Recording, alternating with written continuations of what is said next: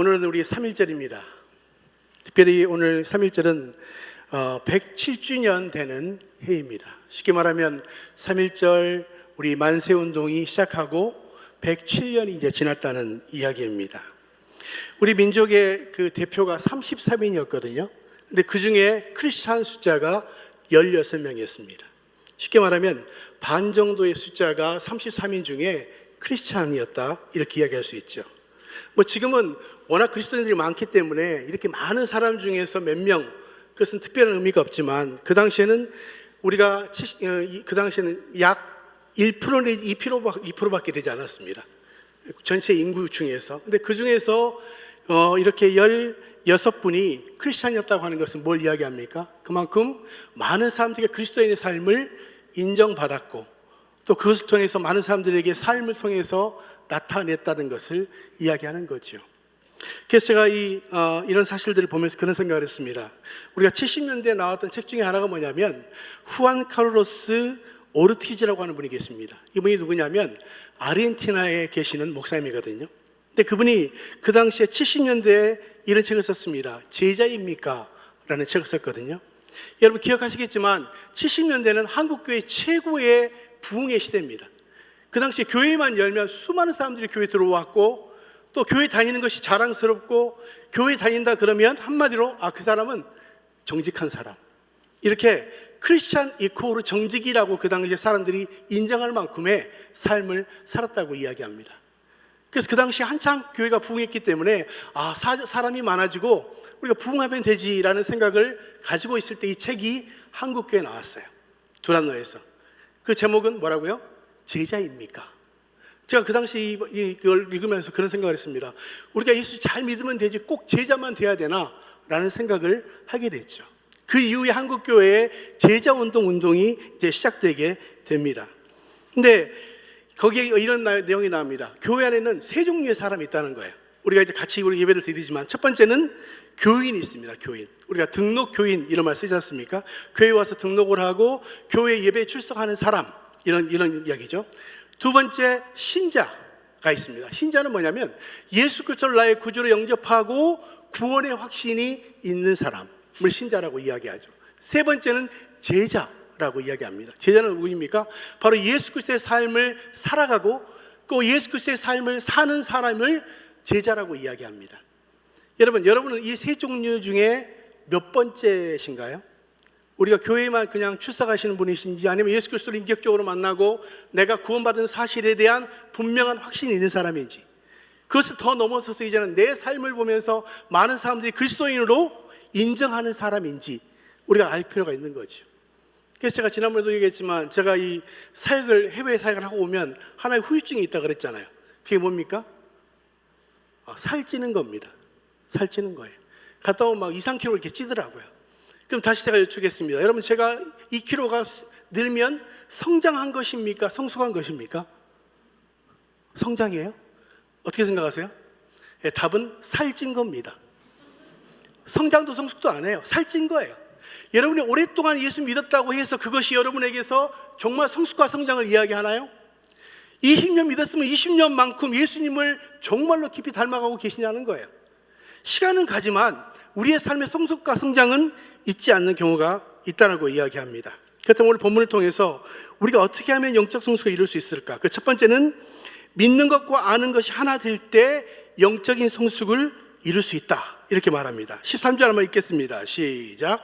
우리가 다 하나님의 아들을 믿는 것과 아는 일에 하나가 되어 온전한 사람을 이루어 그리스도의 장성한 분량이 충만한 데까지 이르리니.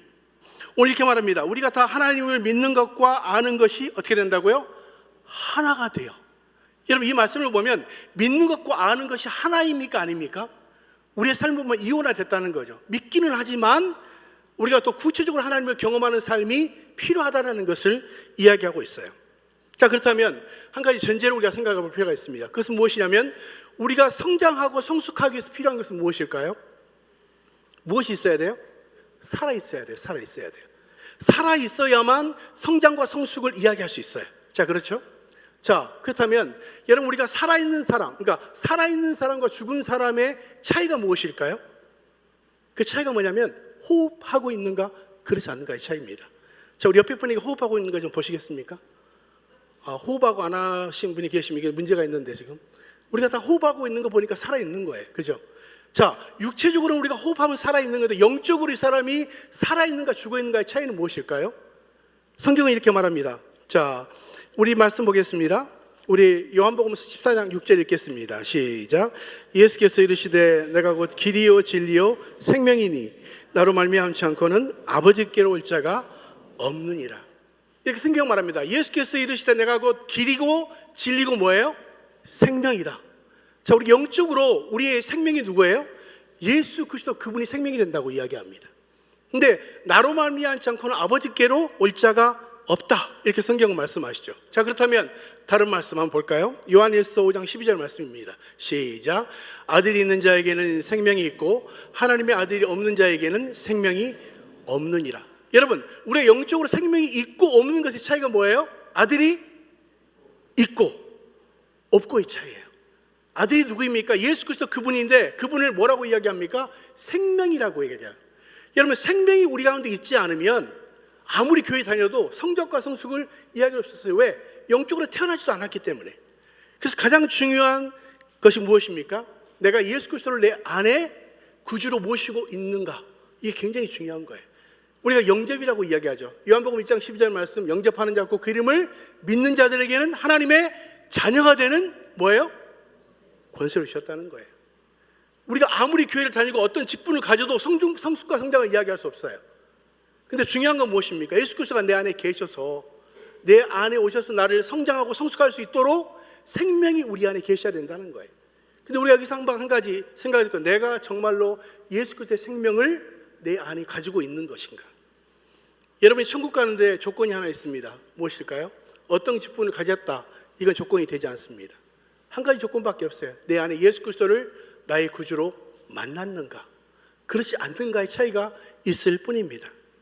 자, 그렇다면 디모데후서 3장 5절 말씀 볼까요? 읽겠습니다. 시작. 경건의 모양은 있으나 경건의 능력은 부인하는 자니 이 같은 자들에게서 내가 돌아서라. 여러분, 사도 바울이 이 영적인 아들 된 디모데에게 쓴 두 번째 편지입니다. 이렇게 말합니다. 경건의 모양은 있으나 경건의 뭐예요? 능력은 부인하는 자니 이 같은 자들에게서 내가 돌아서라. 이 두 가지가 나옵니다. 첫 번째는 경건의 모양, 두 번째는 뭐예요? 경건의 능력. 여러분 안에 경건의 모양만 있습니까? 아니면 경건의 능력이 있습니까? 여러분, 모양은 뭐예요? 내가 외형적으로 교회 다니는 거예요. 직분을 가진 겁니다. 봉사도 해요. 근데 그것이 성경 안에서 가장 중요한 건 뭐냐면 능력이 있느냐가 중요한 거예요. 그래서 우리가 어떤 능력을 가진 것이 아니라 내 안에 그분이 계셔서 그분의 성숙함과 그분의 역사가 내 삶을 통해서 나타나고 있는가, 이게 사실 굉장히 중요한 것이죠.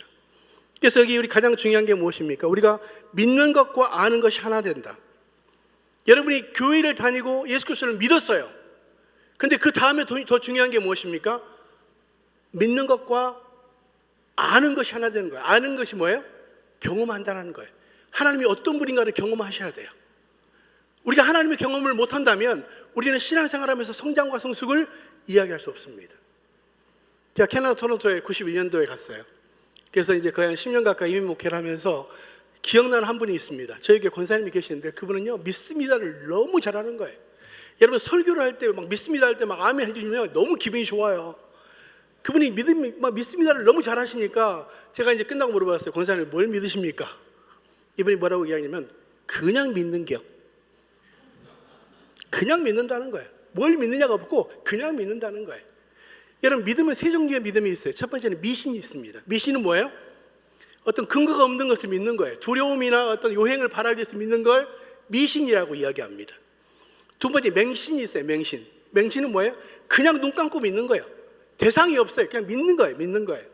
세 번째, 믿음이 있습니다. 믿음이 뭐예요? 대상이 있어요. 그 대상이 누구입니까? 하나님이에요. 하나님이 나의 하나님이시고 그 하나님을 믿는 나는 예수 그리스도의 삶을 살아가는 존재라고 하는 것에 대한 분명한 고백이 있는 것을 이야기하는 거죠. 그래서 여러분, 믿는 것은 무엇입니까? 전적으로 맡겨드리는 것입니다. 나의 삶의 모든 것을 전적으로 맡겨드리고 하나님이 내 삶을 주장하신다 라는 믿음을 가지고 살아가는 사람이 크리스찬이에요. 나는 정말로 내가 하나님을 전적으로 믿고 있는가, 신뢰하고 있는가. 믿음 우리는 바른 것들의 실상이요 보지 못한 것들의 증거라고 말하고 있지만 중요한 건 무엇입니까? 믿음은 뭐예요? 하나님보다 큰 존재가 없다는 거예요. 여러분 이 사실을 믿으십니까? 이것을 더 구체적으로 이야기하면 맡겨드리는 거예요. 그 존재에게 내 삶을 맡겨드리고 내 삶을 온전히 헌신하는 삶을 살아가는 것, 그분을 믿음으로 말미암아. 그렇기 때문에 우리가 믿고 있지만 아는 사람의 특징, 하나님이 어떤 분인가를 경험하는 사람의 특징은 업앤다운이 심하지 않습니다. 오늘 여기 성경에 뭐라고 말씀하십니까? 믿는 것과 아는 것이 하나가 되어 온전한 사람을 이룬다고 가르쳐주고 있잖아요. 온전한 사람. 그 온전한 사람이 누구입니까? 바로 예수 그리스도를 닮은 사람들이라고 하는 것을 의미하는 거예요. 여러분 안에 예수 그리스도를 닮아가고 계십니까? 이게 굉장히 중요한 거예요. 우리의 롤 모델이 누가 아니라 예수 그리스도, 그분이 우리의 모델이 되는 거예요. 그 모델이 어디서부터 나타나는가? 일 속에 나타나는 거예요. 일 속에. 여러분의 삶의 현장 속에 예수 그리스도가 말하는 것에, 행동하는 것에, 사람을 만나는 모든 일 속에 내가 아니라 그분이 나타나는 삶을 사는 것이죠. 그렇다면 여러분 이제 중요한 건 무엇입니까? 우리가 예수 그리스도를 믿는 것에서 이제 더 나가서 뭐예요? 아는 단계, 경험하는 단계로 가야 돼요. 저는 찬송 중에 이 찬송 너무 좋아합니다. 예수로 나의 구주 삼고, 아시죠? 제 이거 18번입니다. 18번. 근데 우리가 다 이야기할 수 있지만 마지막 저는 후렴을 너무 좋아해요. 후렴이 뭐예요? 이것이 나의 간증이요, 이것이 나의 찬송일세. 나 사는 동안 끊임없이 구주를 찬송하리로다. 후렴만 해볼까요? 시작. 이것이 나의 간증이요, 이것이 나의 찬송일세. 나 사는 동안 끊임없이 구주를 찬송하리로다. 아멘. 전 여러분이 매주 올 때마다 우리 속으로 모이잖아요. 무슨 말을 해야 되느냐? 이번 한 주간 동안 내 하나님이 이런 일을 하셨습니다. 이 간증이 있어야 돼요. 예수 믿는 사람들에게 가장 중요한 것은 그분을 경험하고 간증하는 거예요. 여러분 간증이 풍성하게 되시기를 바랍니다. 두 번째는 말합니다. 영적 성숙은 자라남에 있다고 말씀하십니다. 14절 읽어보겠습니다. 시작. 이는 우리가 이제부터 14절 시작. 말씀 없나요? 제가 읽을게요. 그냥. 이는 우리가 이제부터 어린아이가 되지 아니하여 사람의 속임수와 간사한 유혹에 빠져 온갖 교훈의 풍조에 밀려 요동치 않게 하려 함이라. 여러분 이제 14절에 우리 가운데 어린아이의 특징이 나옵니다. 첫 번째가 무엇입니까? 사람의 속임수라고 나옵니다. 사람의 속임수와 간사한 유혹에 빠진다고 말합니다. 여러분 영적으로 성숙하지 않은 사람의 특징이 여기 나와요. 첫 번째는 사람의 속임수가 뭐예요? 사람의 소리에 너무 민감한 거예요. 두 번째가 무엇입니까? 간사한 유혹이 뭐예요? 사탄의 음성에 대해서 너무 우리가 순종하고 사는 거예요. 우리가 일주일 동안 살아가면서 4가지 음성을 듣습니다. 첫 번째는 하나님의 음성을 들어요. 두 번째 사탄의 음성이 있습니다. 세 번째는 타인의 음성, 다른 사람의 소리. 네 번째가 뭐예요? 자기 자신의 음성. 여러분 이 4가지 음성 중에 이번 한 주간 동안 어떤 음성을 제일 많이 듣고 사셨습니까? 하나님 음성 들고 많이 살으셨어요? 표정들이 왜 그러세요? 근데 우리가 대부분 다른 사람의 소리를 너무 많이 듣고요, 사탄 음성도 듣고 내 소리에 너무 민감한 거예요. 근데 여러분 누구의 음성을 들으셔야 돼요? 하나님 음성을 들으셔야 돼요. 성경은 뭐라고 말합니까? 양은 목자의 음성을 안다 그랬어요. 여러분 하나님 음성을 들을 때 우리가 영적으로 성숙하게 되어지죠. 그 또 하나 특징이 무엇입니까? 교훈의 풍조에 밀려 요동한다. 우리의 믿음이 요동하고 있다면 아직 나는 영적으로 자라나야 될 어린아이 상태에 있구나. 그렇다면 우리가 이 흔들리지 않게 필요한 건 무엇입니까? 말씀이 우리 중심에 있어야 돼요. 말씀이 있어야 우리가 결코 흔들리지 않고 나갈 수 있어요. 그래서 믿음이 연약한 사람의 특징은 아침에 할렐루야인데 저녁에는 뭐예요? 놀렐루야 하는 거 있잖아요. 그렇게 믿음이 좋아 보였던 사람이 어느 순간에 놀렐루야가 되는 거예요. 어떻게 저렇게 삶이 저렇게 바뀔 수가 있을까? 근데 이제 영적으로 성숙한 사람의 특징은 하나님의 음성을 듣는 것입니다.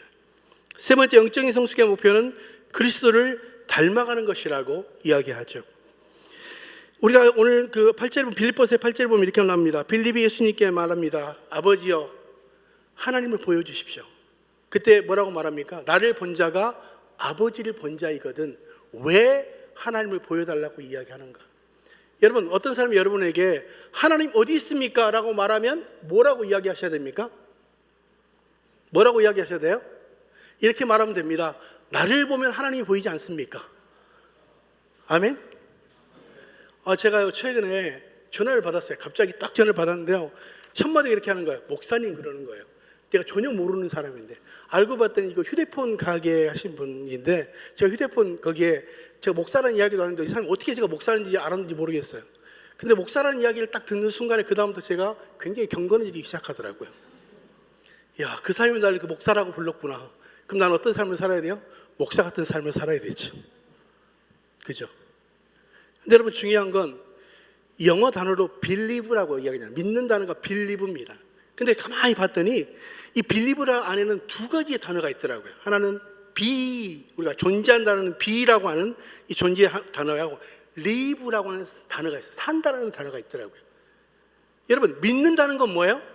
존재하는 것처럼 사는 것이 믿음이라고 이야기합니다. 여러분, 믿는 것처럼 사셔야 돼요. 아멘? 믿는 것처럼 살아가는 것이 뭐예요? 그리스도인이에요. 교회는 굉장히 경건한데 교회만 벗어나면 내가 누군지 모르는 사람들, 이게 심각한 거죠. 우리 교회의 가장 중요한 목표는 뭡니까? 부흥이 아닙니다.